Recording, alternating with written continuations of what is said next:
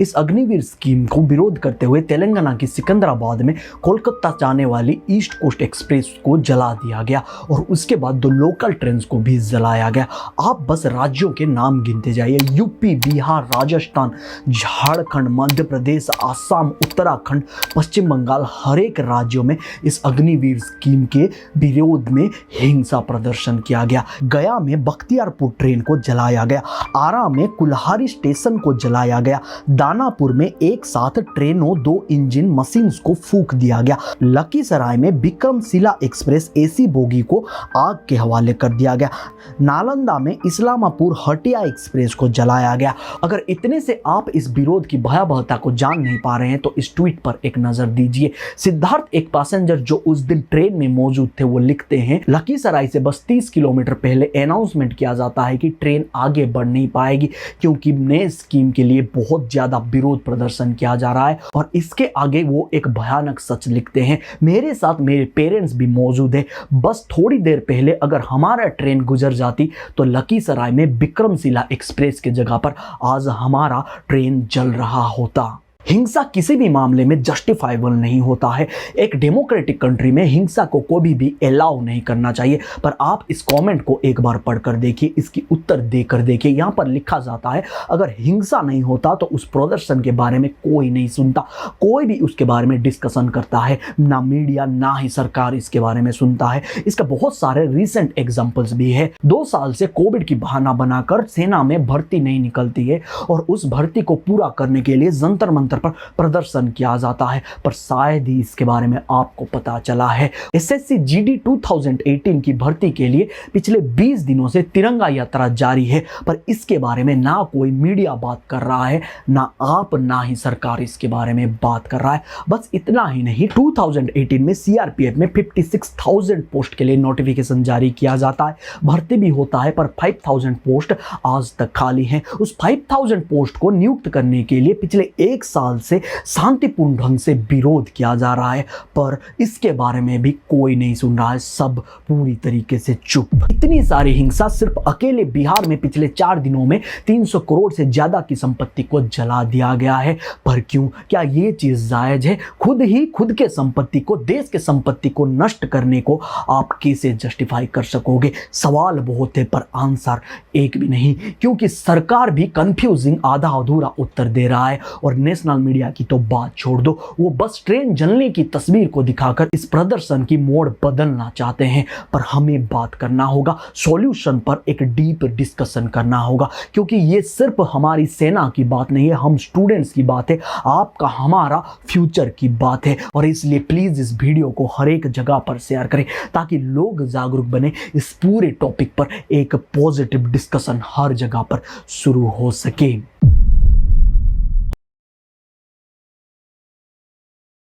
इस अग्निपथ स्कीम के जरिए हर साल 46,000 अग्निवीरों को नियुक्त किया जाएगा, जिनकी एज 17 से 21 तक रहेगा। और ये पूरा जॉब 4 साल की कॉन्ट्रैक्चुअल बेसिस पर होगा, मतलब 4 सालों के अंदर 6 महीने ट्रेनिंग रहेगा और बाकी का फील्ड वर्क रहेगा। और इन 4 सालों में हर महीने 30 से लेके 40,000 तक सबको सैलरी भी मिलेगी। और 4 साल बाद जब उन्हें रिटायर किया जाएगा, उन्हें करीब 12 लाख रुपए भी दिया जाएगा। अगर कोई भी अग्निवीर इन 4 सालों में शहीद हो जाता है या फिर 100% हैंडीकैप्ड हो जाता है तो उन्हें या फिर उनके फैमिली को बचे हुए सैलरी के साथ 40 लाख रुपए दिया जाएगा। और 4 सालों के बाद 25% अग्निवीरों को वहां पर परमानेंट जॉब मिलेगा और बाकी बचे 75% को इन सारे सुविधाओं के साथ रिटायर कर दिया जाएगा। और इन्हीं 75% के इर्द गिर्द सारे सवाल जवाब और कंट्रोवर्सी बने हुए हैं। इस स्कीम को सपोर्ट और अपोज करने वाले दोनों तरफ से स्ट्रॉन्ग ओपिनियन देते हैं। पहला आर्गुमेंट ये है कि ये जॉब सिर्फ 4 साल का है,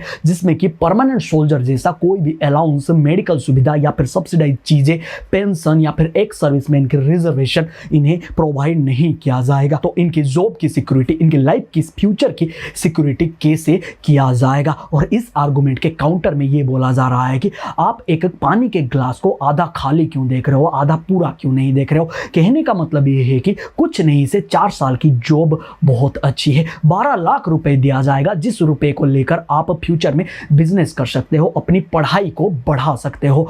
पर इस काउंटर आर्गुमेंट को काउंटर करने के लिए ये बोला जा रहा है कि 4 साल बाद जब वो निकलेंगे एक उन्हें 12th की डिग्री दिया जाएगा। डिग्री की सर्टिफिकेट तो सही है, पर वो एजुकेशन उन्हें कैसे मिलेगा? क्योंकि बाकी जॉब्स की तरह डिफेंस की जॉब 5, 6 या फिर 10 घंटे के लिए नहीं होता है। तो फिर उन्हें सर्टिफिकेट तो मिल जाएगा, उस सर्टिफिकेट के बदले वो पढ़ाई कैसे मिलेगा? और वो जब 4 साल के बाद निकलेंगे उन्हें उन्हीं के एज के ज़्यादा क्वालिफाइड लोगों के साथ हर जॉब में, हर फील्ड में कॉम्पीट करना पड़ेगा, या फिर उन्हें अपने लाइफ में लेट एजुकेशन को शुरू करना पड़ेगा? ये एक जायज़ सवाल है।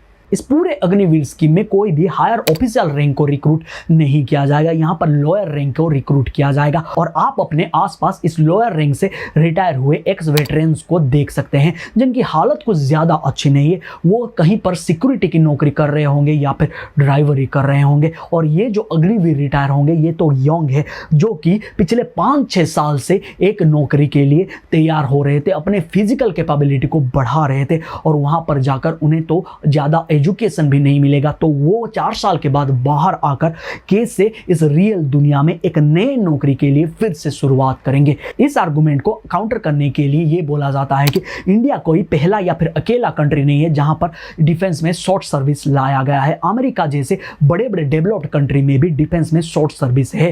पर इस चीज को सही मानने से पहले आपको ये रिपोर्ट पढ़ना होगा। इस रिपोर्ट में साफ दिखाया जाता है कि अमेरिका में 11% ज्यादा चांस है होमलेस होने की एक एक्स वेटरन को एज कंपेयर टू एक नॉर्मल पर्सन। हाँ, ये सच है। अमेरिका और इजराइल जैसे डेवलप्ड कंट्री में बहुत ज़्यादा अपॉर्चुनिटी होती है फ्यूचर को शुरुआत करने के लिए रिटायरमेंट के बाद भी, क्योंकि वहाँ पर जॉब की बहुत ज़्यादा अपॉर्चुनिटी है, वहाँ पर स्टार्टअप्स की बहुत ज़्यादा अपॉर्चुनिटी है। पर इंडिया में ये सारे चीज़ बहुत ज़्यादा अपोजिट हो जाते हैं। क्यों?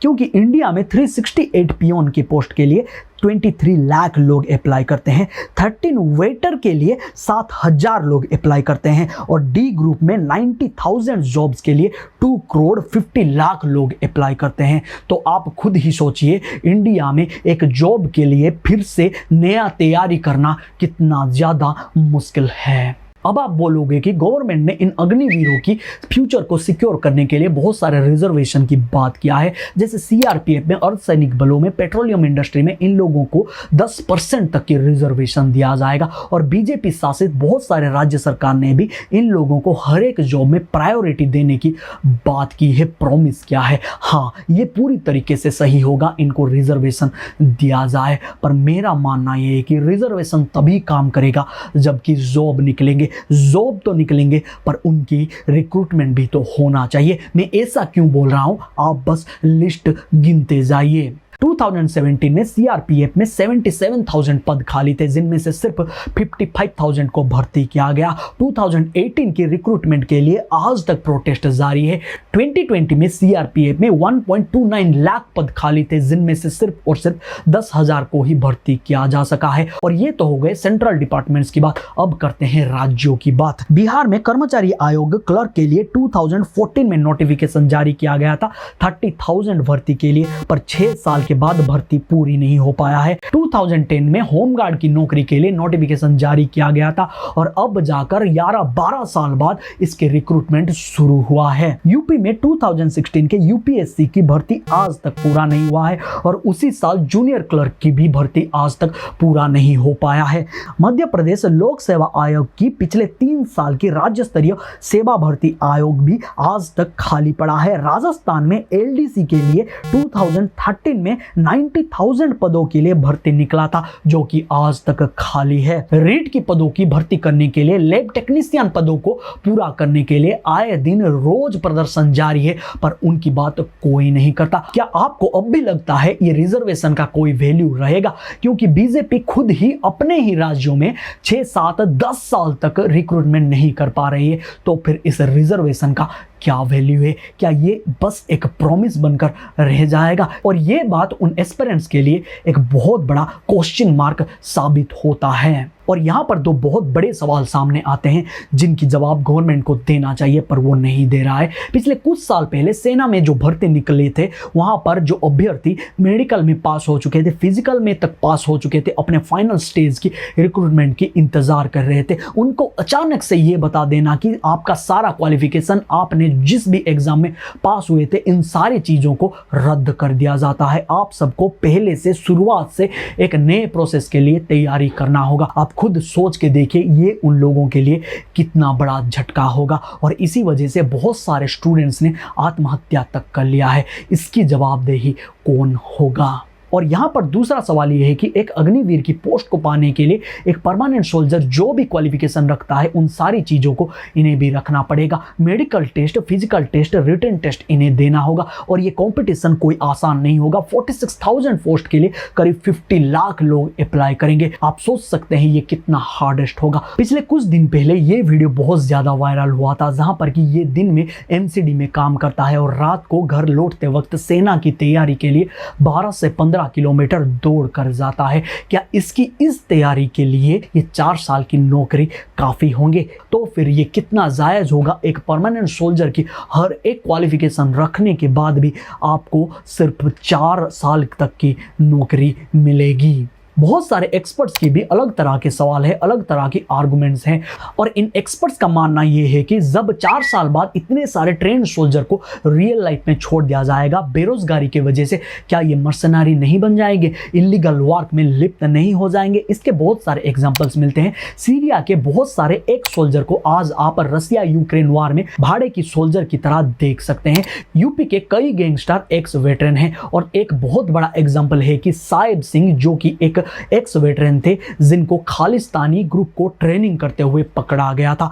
इन सारे एग्जाम्पल के बाद भी कोई ऐसा डाटा नहीं है जो कि ये दिखा सकता है कि एक्स आर्मी ऑफिसर या फिर एक्स डिफेंस के लोग बहुत बड़ी संख्या में कोई इलीगल काम करते हैं। हाँ, इक्का दुक्का एक्सेप्शन हो सकता है और इस वजह से मुझे ये आर्गुमेंट पूरी तरीके से बेतुका लगता है, क्योंकि एक सोल्जर सिर्फ एक सोल्जर नहीं होता, उसके अंदर डिसिप्लिन भरा हुआ होता है। वो जॉब में हो या फिर रिटायर हो गया हो, उसके अंदर देश के लिए प्रेम भरा हुआ रहता है, उसके अंदर देश के लोगों के लिए सम्मान भरा हुआ रहता है और इसी वजह से एक सोल्जर कभी भी इलीगल काम नहीं कर सकता है, क्योंकि वो इस देश को मानता है। और इन एक्सपर्ट्स की एक जायज सवाल ये है कि क्या सिर्फ 6 महीने एक फुलफिल सोल्जर, स्ट्रॉन्ग सोल्जर को बनाने के लिए काफ़ी होंगे? क्योंकि ये सोल्जर की ट्रेनिंग 1 साल से 6 महीना घटा दिया गया है। वो 1 साल भी काफ़ी नहीं होता है, क्योंकि बड़े बड़े मिसाइल लॉन्चर, टैंक्स को, आर्टिलरी को चलाना इन सैनिकों का ही काम होता है, जिनको सीखने के लिए करीब 4 से 5 साल की समय लगता है।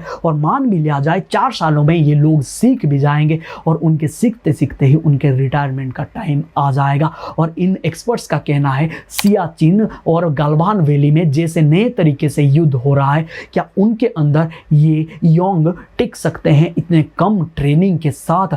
क्या वो अपने साथ साथ अपने बटालियन को डेंजर में नहीं डाल देंगे? ये मैं मानता हूं एक जायज सवाल है, ये एक बहुत बड़ा कंसर्न है। और इस आर्गुमेंट को काउंटर करने के लिए ये बोला जाता है कि सोल्जर की नौकरी में सिर्फ वार जोन में काम करना नहीं होता है, धोबी, नाई, कुक जैसे बहुत सारे जगह पर इन अग्निवीरों को पोस्ट किया जा सकता है। पर इस काउंटर में एक आर्गुमेंट ये आता है कि अगर सिर्फ 10 साल के लिए भी ये अग्निवीर स्कीम चलेगा तो हमारे टोटल नंबर ऑफ जवान के अंदर से 50% ये टेम्पोररी जवान होंगे। क्या उनके अंदर उतना ज़्यादा जज्बा होगा देश के लिए लड़ने के लिए? क्योंकि वो जानते होंगे 4 साल बाद उनकी नौकरी जाने वाली है। क्या इसकी जवाबदेही गवर्नमेंट की नहीं होती है?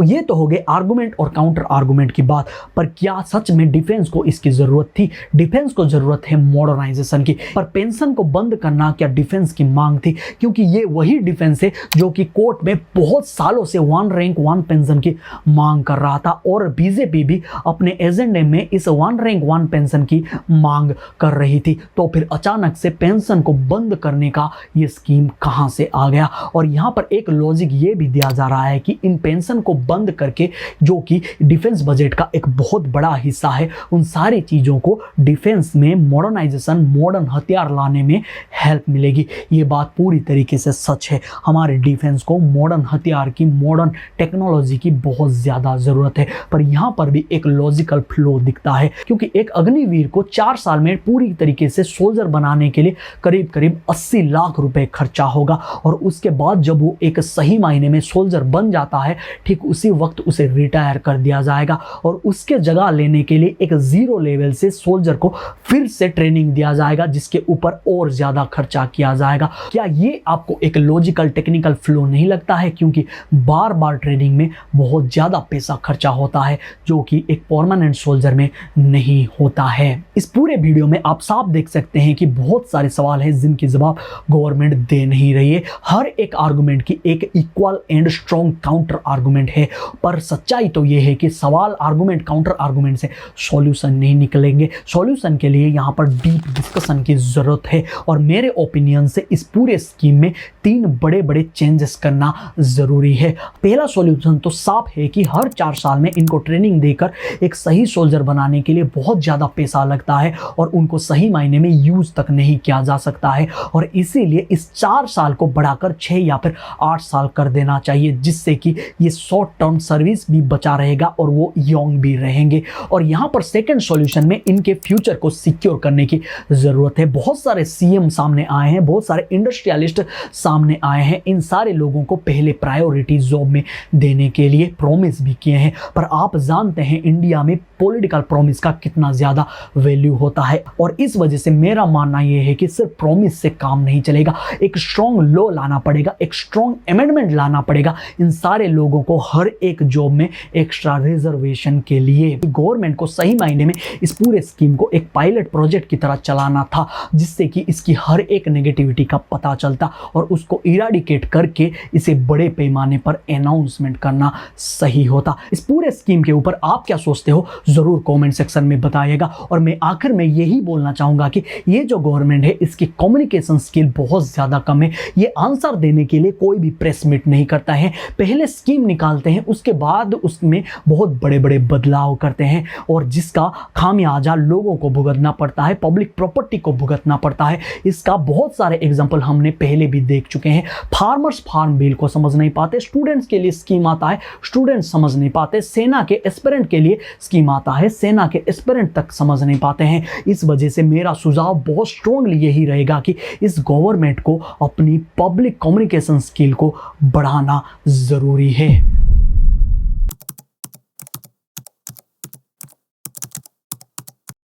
और बस आज के लिए इतना ही। मैंने इस पूरे वीडियो में बहुत ज़्यादा डिटेल रखने की कोशिश किया है, हर एक पक्ष को न्यूट्रल रखने की कोशिश किया है, और इसीलिए अगर आपको इसमें थोड़ा सा भी सेंस दिखा हो तो प्लीज़ इस वीडियो को हर एक जगह पर शेयर करें, क्योंकि कॉन्फ्यूज़न को दूर करने की ड्यूटी आपकी है। और मैं ऐसे ही क्वालिटी कंटेंट हर एक सेंसिटिव टॉपिक्स पर बनाता हूँ, इसलिए इस चैनल को सब्सक्राइब करने के लिए यहाँ पर क्लिक करें, और ऐसे पॉजिटिव वीडियोज़ को देखने के लिए यहाँ पर